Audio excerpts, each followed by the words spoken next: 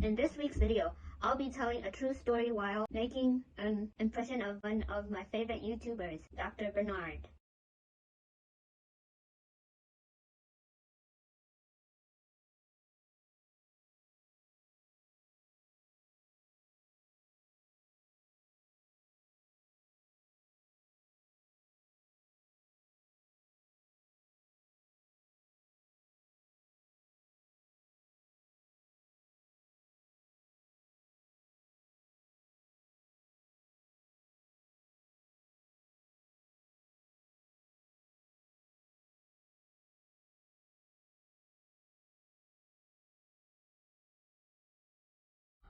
A 34-year-old lady ate fish too fast.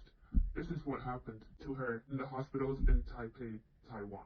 TH is a rare stroke survivor who's been handicapped ever since her stroke at age 29. The pain started when she swallowed her first bite of fish head. You see, TH used to be very active. She was a world traveler who had been to over 45 countries. She'd be constantly traveling before her stroke. And when she wasn't traveling, she spent at least 2 hours a day on the treadmill in the gym. While others jogged, TH sprinted. So trapped in a disabled body ever since TH's stroke, life has been blonde. The good news is, TH still appreciates food. So during her 5 years living with disability, when TH wakes up every morning, she just thinks about what to eat for the day, and that gets her through another long day living with disability.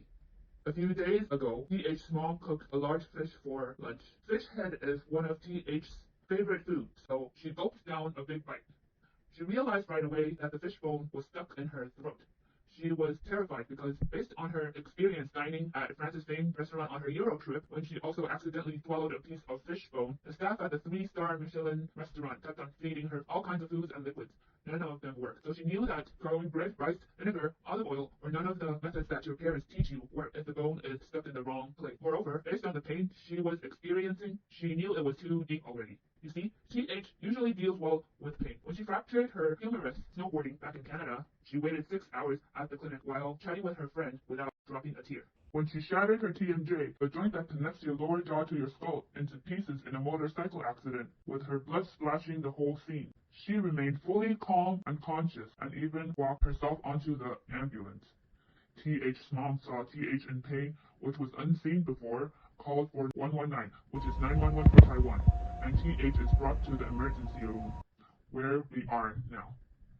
In the ambulance, TH asked the emergency medical technician to take her to her usual hospital, where all her medical records are stored, but the EMT said 119 patients don't get to choose hospitals. They could only bring her to the nearest hospital, Hospital M. After arriving at the hospital, TH was told that all patients are required to do a PCR test, and the results require 1 to 2 hours to come out, and only those whose results are negative can be admitted. TH thought, isn't this a simple procedure that requires just 5 minutes and a tweezer? Apparently, that wasn't the case. So she thought to herself, I just have to suck it up and follow the standard procedure. After waiting for an hour and a half, she received a text message confirming that her PCR resulted negative. She was happy to enter the next stage. After about another hour of waiting, she finally got to see the doctor. The doctor sent her to do some x-rays and CT scans. Back in Canada, TH was told by her family doctor not to get any more CT scans because she hasn't had kids yet and has had over 8 CT scans already in her life. So TH asked the doctor if there was an alternative way to examine her throat. The doctor said no. However, TH overheard the doctor talking on the phone that she just wanted to keep it simple and quick, so she limited TH's choice. The imaging results came back. There was a humongous calcium built-up object about 3 centimeters in size, stuck deep down from C5 to C7 of TH's cervical spine, which is segment, which was too deep to remove with just a tweezer. The doctor then gave her 2 options. Number 1, gastroscopy, or option 2, esophagoscopy. Gastro, meaning related to the stomach. Scopy, meaning study or examination. Esophagoscopy, esophagus, meaning esophagus. Scopy, meaning study or examination. TH had done gastroscopy before and still remembers the pain, so she asked the doctor what an esophagoscopy is. The doctor told TH that an esophagoscopy is a surgery that requires her to be fully anesthetized. Now, medical malpractice is common in Taiwan, especially those which contain anesthesia. It is not uncommon to see a teenage girl go to a plastic surgeon for a simple nose job and never see another tomorrow. At this time, TH is still experiencing extreme discomfort, so she asked for whichever could be done the fastest. The doctor told her esophagoscopy would require her to wait until tomorrow, so gastroscopy seemed like the only option. Hospital M, where TH is, has a terrible reputation, so TH asked to be transferred to her regular hospital, which did not seem to have any bad reviews, and said she was willing to pay out of her own pocket for the ambulance. Hospital B. After being transferred to her regular hospital, Hospital B, TH spent another hour or two seeing the doctor and waiting for her gastroscopy. At the door, TH asked for a pain-free gastroscopy, which is an option in Taiwan if patients are willing to pay out of their own pockets.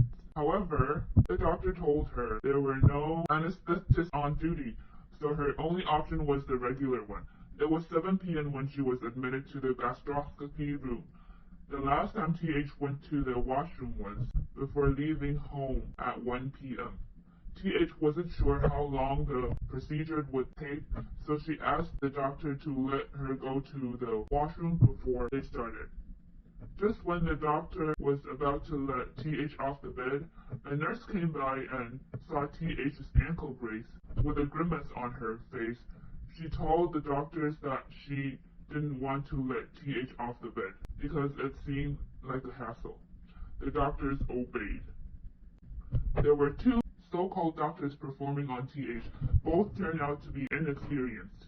They sprayed some anesthetic spray in TH's throat, placed a plastic oval mouthpiece to keep her mouth open, then stuck the long black tube about 3/4 inch, which is about 2 centimeters in diameter, down TH's throat. The procedure lasted way longer than TH had expected. TH saw the doctor sticking the tube up to where it was marked at 110 centimeters. She thought her height was only 5'2". 110 centimeters is enough to reach her stomach. During the procedure, the doctor kept on yelling at TH, saying, "I told you not to swallow her again. Why are you gagging?" 50 minutes passed. The bed, the floor, and the see-through part of the device is all covered in blood. Now, with all the tearing up and the pipes sticking into TH's throat, she couldn't breathe anymore. Her sinus was all blocked, so she asked to take a break. And when the doctor took the pipe out, he dropped the pipe onto the floor. And because of the pandemic, in Taiwan, hospitals usually only clean every once a month. Now that the pandemic is happening, TH saw it and asked him to disinfect the pipe. The doctor completely disregarded her request and stuck the pipe back into TH's throat, esophagus, and down her stomach. TH started to tear up as she realized she's being slaughtered by two inexperienced technicians, possibly even nurses. You see, in Taiwan, only doctors are eligible to perform a gastroscopy. These two are obviously not. TH started tearing up when she realized she's being practiced on like a resuscitant ant. Most importantly, if she dies during the procedure, nobody would ever know how hard she fought before being slaughtered. The doctor saw her tearing up and continued with the verbal abuses. "Why are you crying now? Stop gagging." But gagging is just a body reflex when you stick a 110 centimeter tube down a person's throat, she thought. Over an hour passed. The doctors were finally able to locate the fish bone and stuck a larger tube about 1.5 inch, which is about 4 centimeters in diameter and about 30 centimeters long, into her throat and took out the fish bone. TH lived. She sat up, told the doctors, "You guys just deep-throated me. Hardcore." None of them laughed. So if you value your life, don't come to Taiwan. If you come to Taiwan, don't eat fish. 完整评价请看以下连结哦。And again, you're welcome. 还有不客气哦。Collaborations, or if you want to join our next event, make sure to subscribe and hit the bell and share. You can also add me online at Tinkeebellezza, Tinkeebellezza. Make sure the T is capital and send us a message first so we don't miss you. You can also add us online at by our QR code.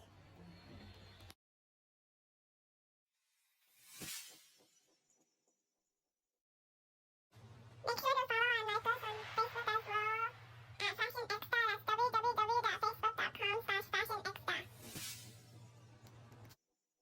Follow us on Instagram at fashionecstasy. Also my personal account at tanya.fashionecstasy. We are also on Twitter at fashionecstasy and my personal account at shutanya. HSUTANYA. For more, just visit our website at fashionecstasy.com. Just Google search Fashion Ecstasy or in Chinese 时尚高潮. Thank you for watching. Make sure to subscribe and hit the bell. We upload videos every weekend, sometimes Friday, sometimes Saturday, sometimes Sunday, depending on my disability status. 谢谢观赏，长边每个周末都会上传影片哦，记得按订阅、按赞、分享哦。